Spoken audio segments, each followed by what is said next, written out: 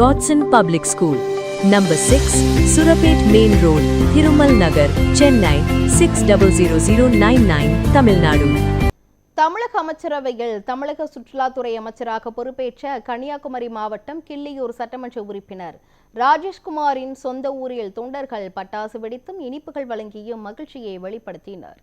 59 ஆண்டுகளுக்கு பிறகு தமிழக அமைச்சரவையில் காங்கிரஸ் கட்சிக்கு அமைச்சர் பதவி கிடைத்துள்ள நிலையில் காங்கிரஸ் கட்சியினர் கொண்டாட்டத்தில் ஈடுபட்டு உள்ளனர்.